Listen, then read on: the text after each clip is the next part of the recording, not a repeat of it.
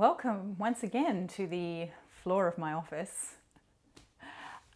Today we are here to talk about the House of Olibere, which is a French house that was formed in 2014. A few months ago I was sent a sample by my friend Emma of one of their fragrances called Balinesque, and I recently did a shorts video just talking very briefly about that fragrance. So I have 6 fragrances that I want to share with you today. These are the 6 that I was sort of most drawn to first to try, either based on the notes or how they smelled on the blotting paper. And I've been familiarizing myself with them for the last few weeks, I guess. I've had the samples for a couple of months now. And yeah, so I thought it'd be nice to talk about them. So Olibere is a French house that was founded by a lady named Marjorie Olibere in 2014. Marjorie has, I think, a real passion for cinema and also fragrance, obviously. And she decided to form a collaboration with 3 perfumers, Bertrand Duchaufour, Amelie Bourgeois, and Luca Maffei. I hope I've said his name. Sorry if I haven't said his name correctly. I forgot. I meant to Google that one actually because I wasn't all that sure how to say that one.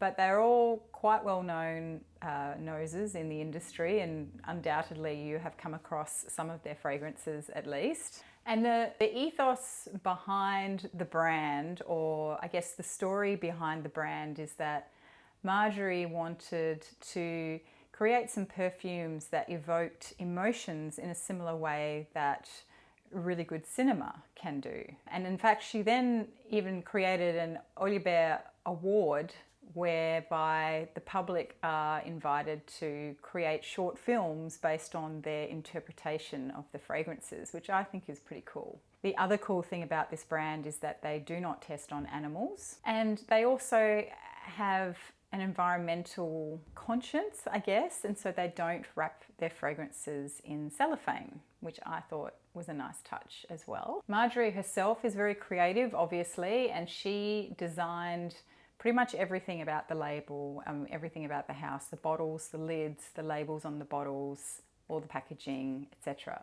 So there is a very close link between cinema and perfume for this house. So that's kind of I guess the story behind the brand. So the first fragrance that I'm going to talk about is Il mio segreto, which I'm not sure if I've said that correctly or not. Excuse my bandaged hand. I cut myself. I broke a glass this morning and tried to catch the broken glass and ended up cutting myself. The nose behind this one is Amelie Bourgeois.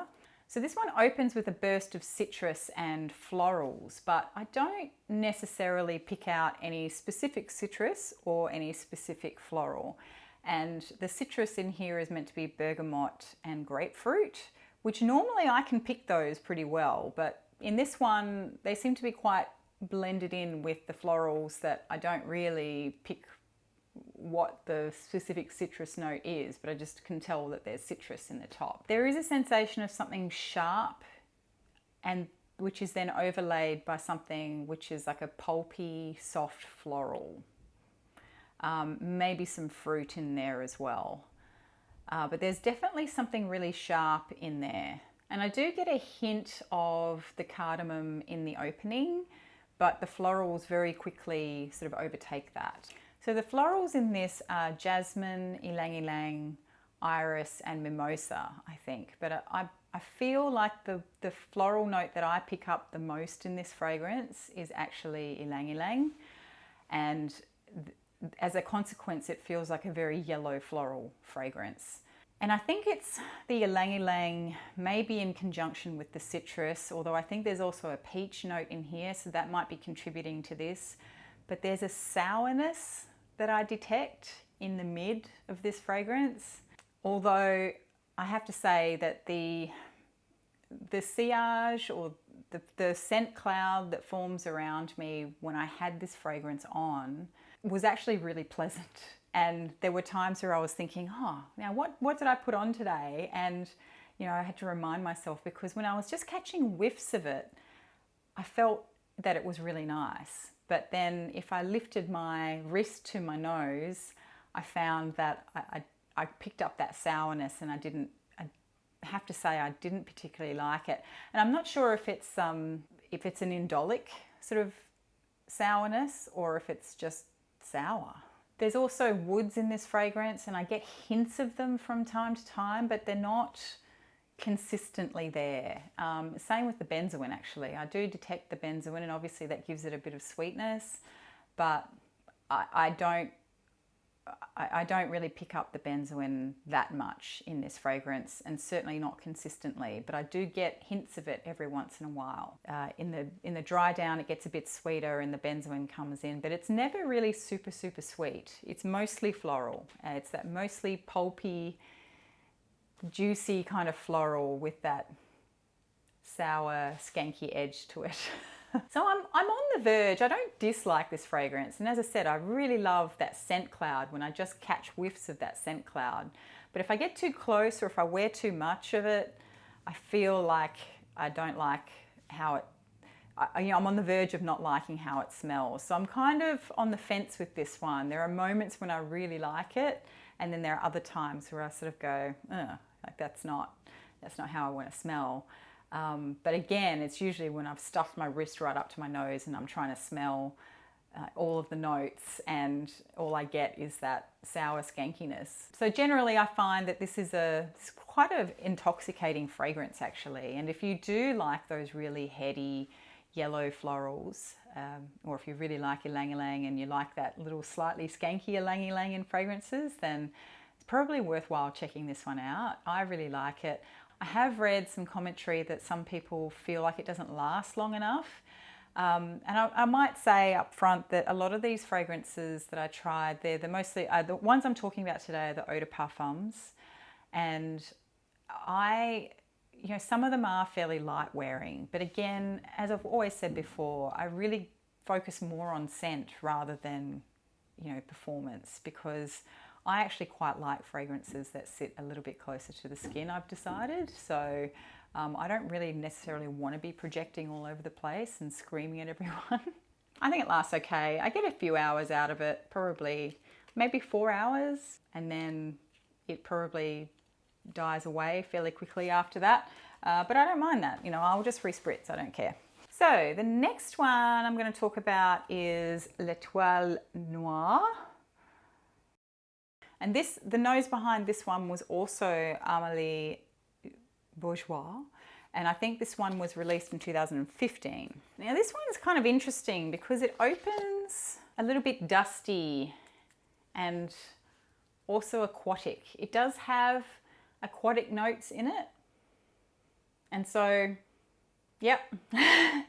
It's really strange. It kind of opens a little bit dusty, and there's citrus in there, but the citrus I think is bergamot, but I don't think I really get the bergamot until for a few minutes. When I first spritz it, it kind of smells dusty and also aquatic at the same time, which is kind of a weird combination, really, when you think about it.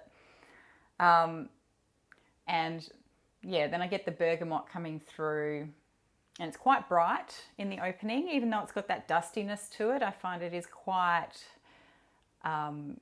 bright and uplifting. When it dries down, or as it dries down, that aquaticness stays the whole way through, which is kind of disappointing for me because, again, I'm not a huge fan of aquatic fragrances, but so I kind of knew, I guess, that this probably wasn't going to be one of my favorites. And there is rose in here as well, and I don't know if I do get floral, sort of a hint of a floral, and I certainly don't get rose specifically, but there's obviously floral notes in there. And there's spices. They don't really say what spices are in here, but interestingly, what I kind of get is something that almost smells medicinal. So I don't know if there's maybe saffron in here. It doesn't really smell like saffron though, but it does sort of smell kind of antiseptic clean. Not that it smells like antiseptic, but if you know what I mean, like that, it's got that medicinally clean sort of edge to it, which is not bad.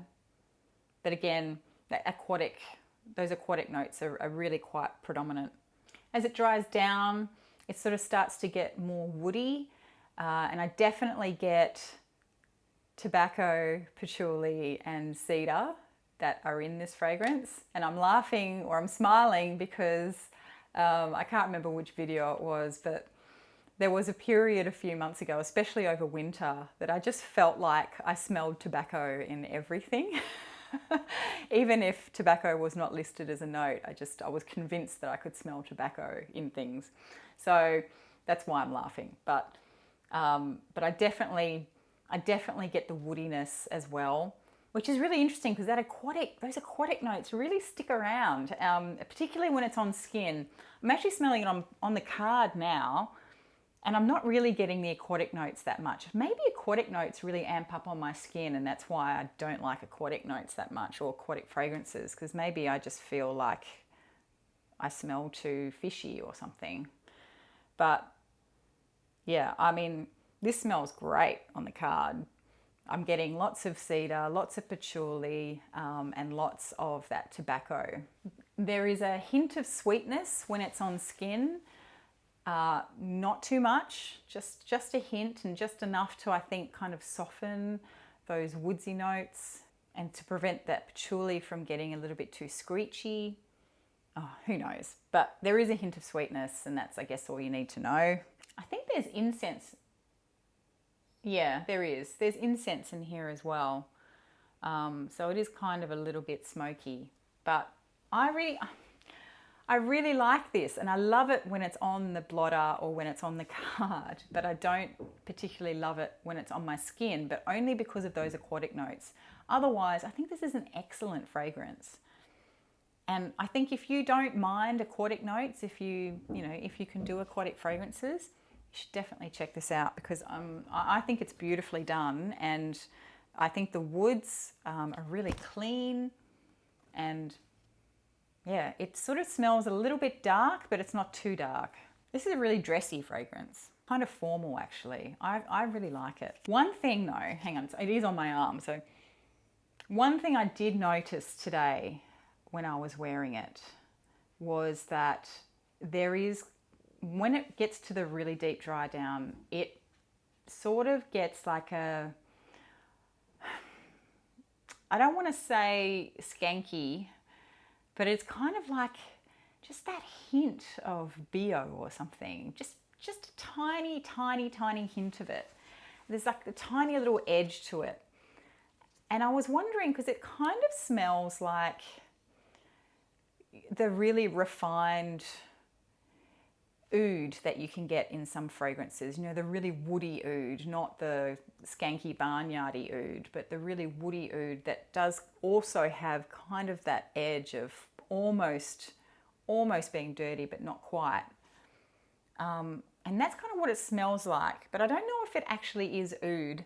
There's certainly no oud listed, but I'm just wondering if it's maybe a combination of how that bergamot is behaving with some of the woods and the incense and the patchouli, because otherwise I can't really see what else is in here. There's amberwood, tonka bean and vanilla.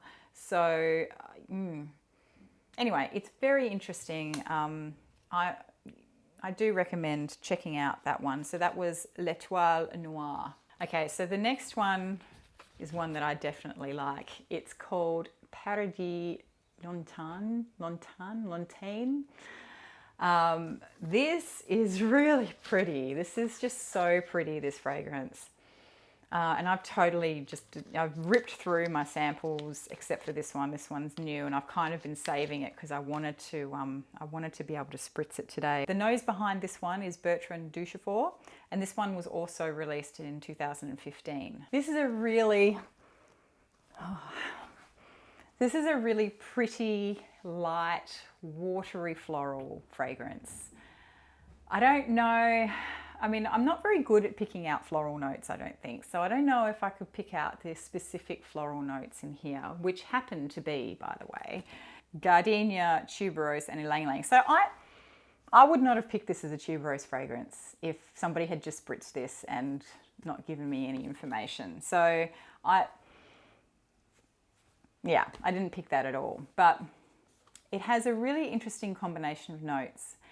And It has juniper in the opening, which I think really sort of uplifts it. It's a very uplifting floral fragrance. It's sweet, but it's not cloying. And what's really interesting about this one for me is that I'm not a fan of honey in fragrances. I've never, if I see a honey note listed in a fragrance, I get very suspicious about whether or not I'm going to be able to like it, because, and there are some fragrances that have honey in them that I do like, but I would say 90% of the time I don't get along with honey in fragrances. I just don't like it. I mostly find that it's too sweet and too cloying, and it can be too skanky, and there's just all these weird things that happen with honey in fragrances for me, and I just cannot do it. But this one does have honey, and it's a really light honey. So if I was to imagine the color of the honey that's in this fragrance, it would be a really, really pale straw color, I think. And there's also beeswax in this fragrance, so there's like a hint of, there is sort of that hint of waxiness, which just tones down the sweetness a little bit. So it works really well. They work really well together, the notes in this fragrance. It's really peppery in the opening as well. There is pepper in here. Oh, it's so pretty. It is the most pretty floral fragrance I've tried in ages, apart from La Chasse aux Papillons, which is my other favorite soft floral fragrance. I think this one is right up there with that one for me. As I was saying, this is really, really pretty, and it's interesting because when I wore this over the past few weeks, the first day I wore it, I just spritzed one spritz on my arm, and I could smell it all day, and it was just coming at me. You know, I didn't have to try to smell it. It would come up at me. So I feel like the projection, or maybe the scent trail of it, is quite, you know, decent on this fragrance, even though it's a really light, watery floral, which you would think maybe would fade very quickly. For several hours after putting this on, I could smell it, and it just, it's so pretty, and it smells really clean. As it dries down, I also just get a hint of maybe earthiness or slight woodiness. It's very subtle, but everything about this fragrance is subtle, apart from the fact that you can smell it quite readily when you wear it. So it has that good projection. But the best way I can describe it, because I can't really pick out necessarily the individual notes, although I do get the juniper, because juniper is a very interesting and very distinct sort of fragrance or smell. If I was to try and describe what this looks like, then I would say that, to me, what comes to mind when I smell this fragrance is a watercolor painting of a posy of sort of very pale mauve flowers. So you kind of got the woodiness and maybe a bit of the earthiness, and then you've got these beautiful sort of light florals, and it's watery and translucent and airy, and I really like this one. And it's so strange because I can tell again that my tastes in fragrances are changing, because I never used to go for soft floral fragrances. They just weren't my thing at all. And now I'm going through a moment, and I'm just loving these types of fragrances. So I'm really happy to have discovered this fragrance, because it's right. It's exactly what I want at this particular time in my life and this particular season. You know, we're still in spring officially, although we're about to hit summer. And I think it'll be really, really nice. So, okay, so the next one is Midnight Spirit. And the nose behind this one, I think, was also Amelie Bourgeois, and it was also released in 2015. This is another one that I really, really like. So this is very woody. Well, it dries down to be quite woody, but it opens very green and herbal. I love that word, herbal. Anyway, we digress. So the top notes are basil, tarragon, lemon, sweet lime, grapefruit, and cardamom. And there's also coriander and davana in here, which I believe is also a herb, although I'm not sure if it's a herb or a flower. I feel like it should be a flower. Maybe it's both, I don't know. But this fragrance is just really green in the opening, but it's not a light green. It's kind of like a mature green, if that makes any sense. I feel like this smells like if I was to go to my spice cupboard and get all of the green dried herbs that I have and mix them in a jar and stick my nose in it, that I would get a sense of what I kind of get from this fragrance. But don't take that badly. You're not going to smell like your spice cupboard if you wear this, because I'm being quite literal there, but that's just, there is so many different green herbal notes going on in here that I can't really say, oh, that's tarragon, that's coriander, that's whatever. It's just a blend of greenness, and they have a maturity to them. You know, they're not freshly plucked off a bush. They've been dried, so they have an age to them. And there's also woods in here. There's florals in here too. There is Palma Rosa, which I think is a type of geranium. So that gives it a nice softness as well. So it's not really sharp green. It's an aged green, and it's got some florals that give it that little softness. So it's very soft. And there are some obviously woods in here as well. I think there's vetiver and maybe cedar. Hang on, let me check. Yeah, so there's cedar, there's violet and violet leaf, vetiver, hay, and labdanum. So, and then because as it dries down, it does get almost resinous, but I wouldn't say that it's a sticky, resiny kind of fragrance. It's very light. In fact, I would say that that's a theme with these fragrances for me, is that some of the notes in the fragrances are quite, like they're heavy hitters, you know, they're usually quite punchy kind of notes in other fragrances, or they can be quite sticky or heavy. But all of these fragrances in this particular line are just, but there's a lightness to them, and they're so wearable. I've been really impressed with them. So as you can tell, I'm a little bit excited. But I really like this one because this is, I don't know, I feel like this is the kind of fragrance that a few years ago, when all I would wear was woody kind of fragrances, and I was really into vetiver, and I didn't like vanilla, and I didn't like sweet fragrances, this would have been an absolute go-to for me. And I think, I don't know if I'll buy a full bottle of this one now, but I really do like it, and I think it suits me. But do I need another woody type of fragrance? But again, it's very herbal. I really like it. It is a little bit different, I think. Anyway, so that is Midnight Spirit. The next one is Escapade Byzance. I know I butchered that. I'm sorry. I don't know what to do with myself, honestly.